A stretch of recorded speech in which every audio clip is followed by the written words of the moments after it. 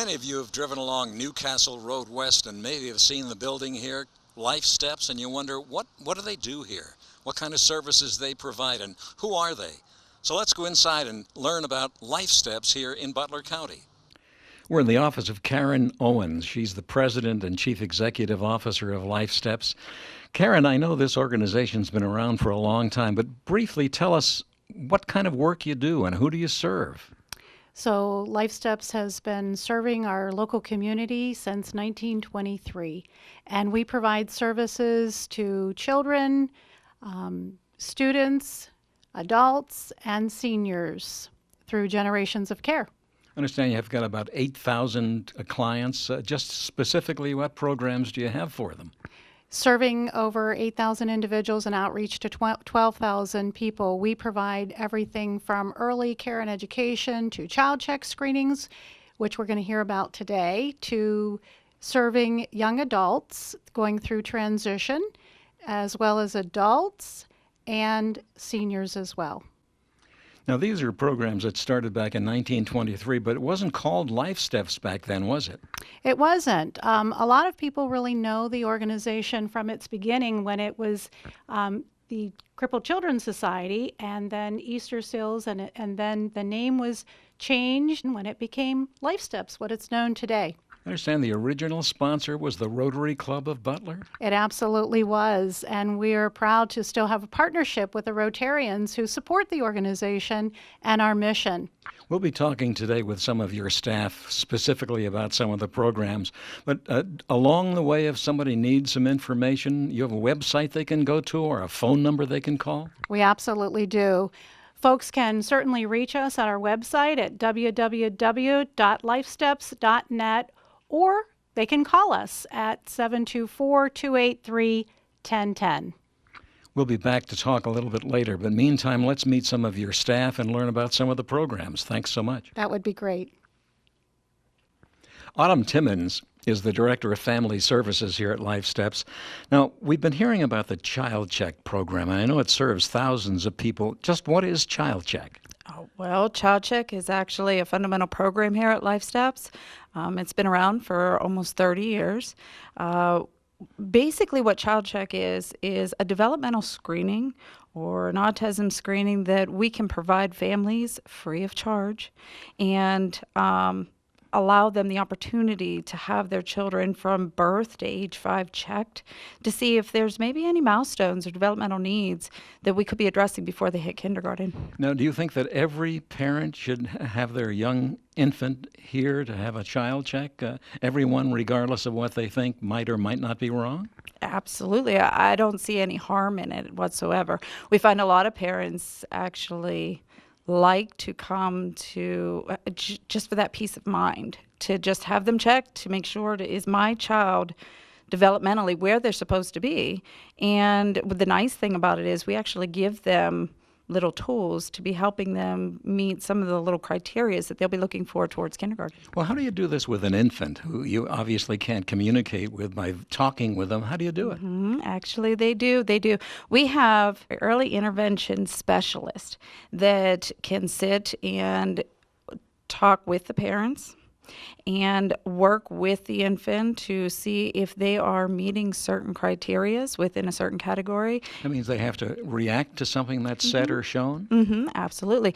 Larry, it's basically looking at the basics of play for some that we're looking at, but what we're looking into is how are they hearing? How are they seeing?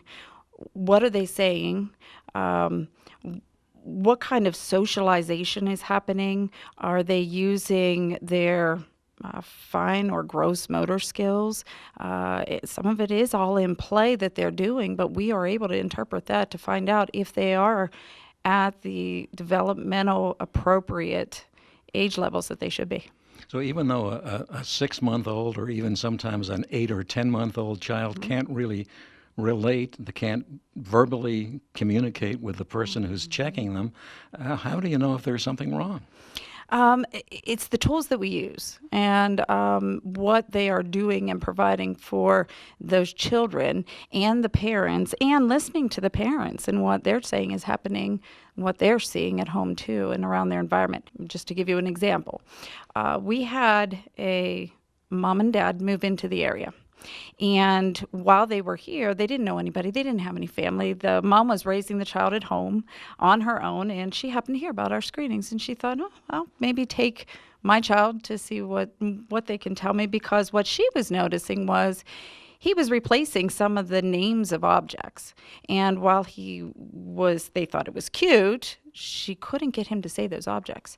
So And then he would say, or she would say, chair instead of table? yeah, he would say, for instance, he would say, if it was an apple and he wanted an apple, he'd call it an orca.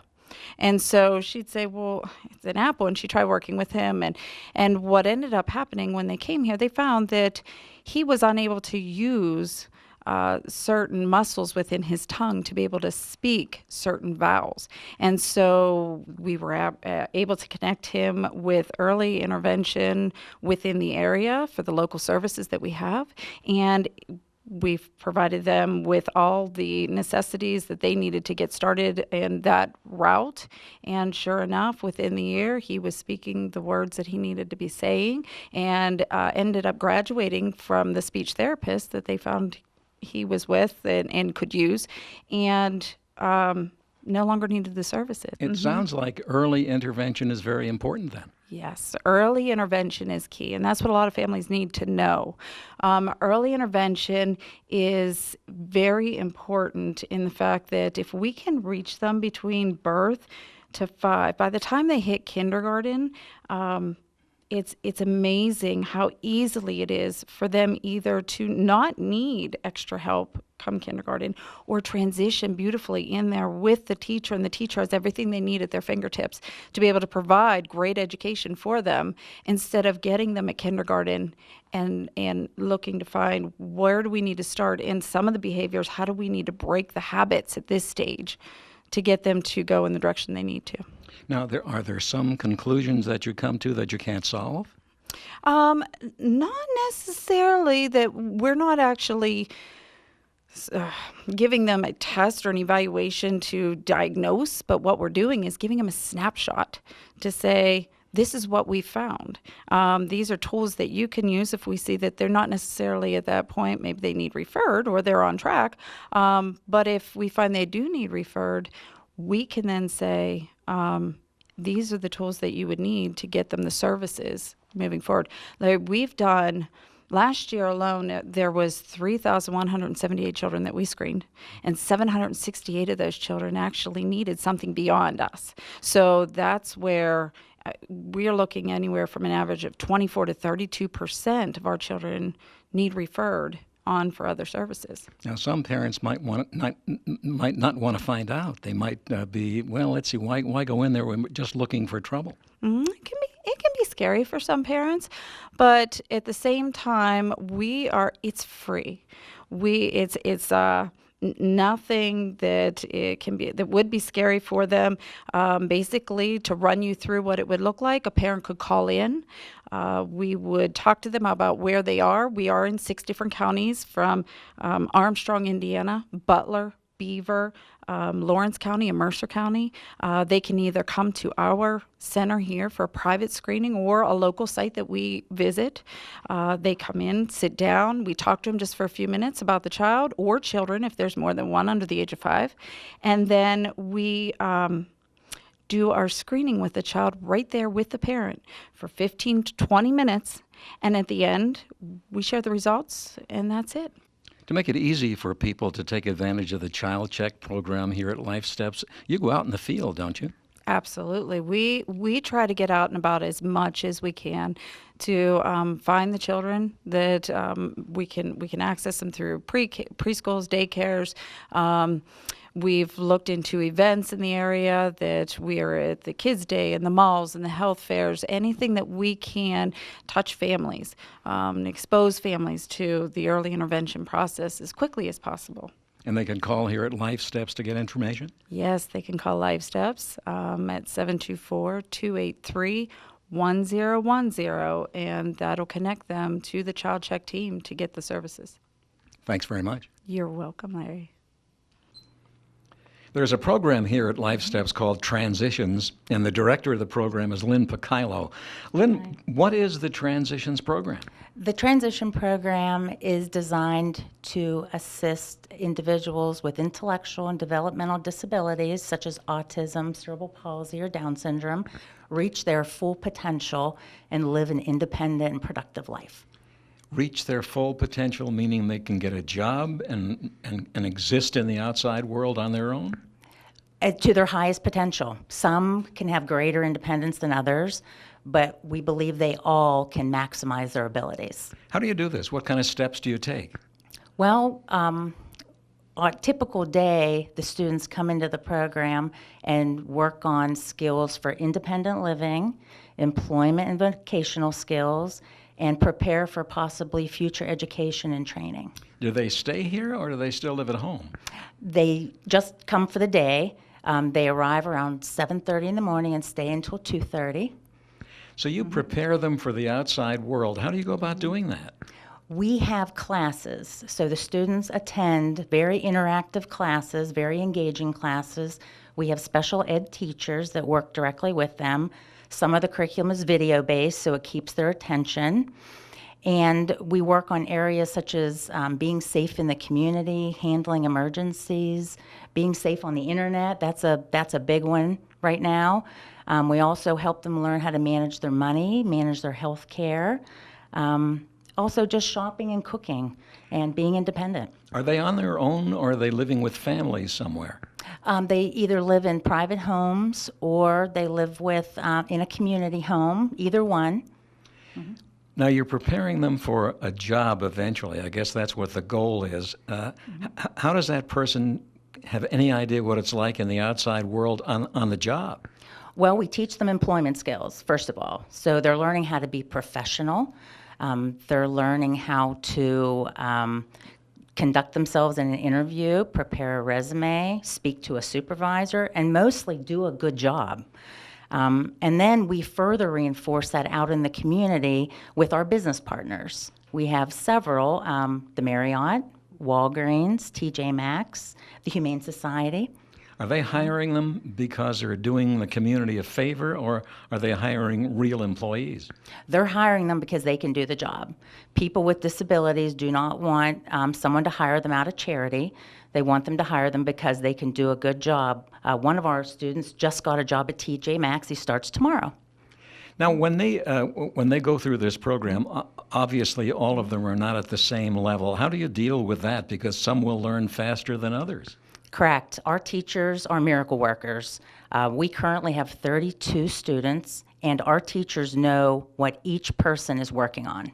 So we believe that each person can reach a higher potential and gain more skills and be more independent in their life. How old are these people? They're between 18, they have to be adults to come to our program, and 28. So some of them are still in public education and come under public education dollars, and some come under funding through the state, which is based on eligibility.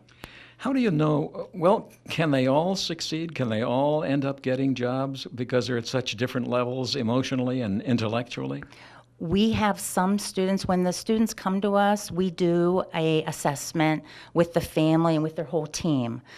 We have some students whose goal is volunteer work, meaningful volunteer work in something that they're interested, such as the Humane Society. We have a young lady who loves working with cats, so that could potentially be her goal. So when they work for a nonprofit organization or they work as a volunteer, does that mean that that organization might hire them because they've observed them over the period of time? We hope so. The other reason we like having the business partners is because we believe we're changing perspectives and changing mindsets in the community, because sometimes there's been stigma in the past. So we want to break that stigma and show the wonderful skills that these employees have potentially, and that they are valuable to the employer. There's a lot of jobs out there. Can you give us an example of one of your successes? I'd love to. We have a young lady who came to us about 2 years ago. She was very interested in working in childcare and had actually already done some programming in childcare, but hadn't finished it completely. She had a lot of loose ends. So we helped her tie those loose ends up. We helped her prepare to take the state certification. We helped her to get experience in the community. We found her a volunteer opportunity. And today, she has passed that state certification, and she's gained competitive employment at a local YMCA. Does the general public understand the intellectually disabled and what they can do and what their potentials are? I think things have changed drastically over the past 30 years, but I think there's still a lot of progress to be made. And programs like this, who actually take these individuals out into the community, are showing them off, showing off what they can do. And I know in our area there are jobs available, and they need good people. And often individuals with disabilities are the most dedicated employees an employer will find. To find out more, it's the Transitions program here at Lifesteps. Yes. Thanks very much. You're welcome. Thank you.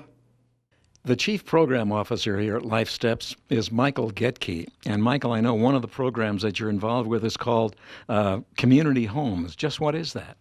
Well, that's where individuals with intellectual disabilities are given the opportunity to live in their own homes. And we support them as they live their everyday lives in those homes, from grocery shopping, doing their daily living, whatever that might be. They're living in a home with other people of the same population? Yes, typically they're going to live with 2 to 3 separate individuals. It can be up to 5, or it can be as little as 1 person living in a home with our support staff. Does the family send them there? Is that how that works? Usually the family is working with the local county, the Department of Human Services, to find placement for the individuals to be able to live in the homes, yes. Do they live there 24 hours a day then? And if they do they ever see their families again? Yes, it's their home. And so it's just like if I was living in my home. I reside there 356 days a year. And families visit. They will meet with them, come out, have lunch, dinner with them. Sometimes they'll take them home for Thanksgiving or weekend away, whatever. Is there an age group that you work with here? It is folks who can be as young as 18 years old.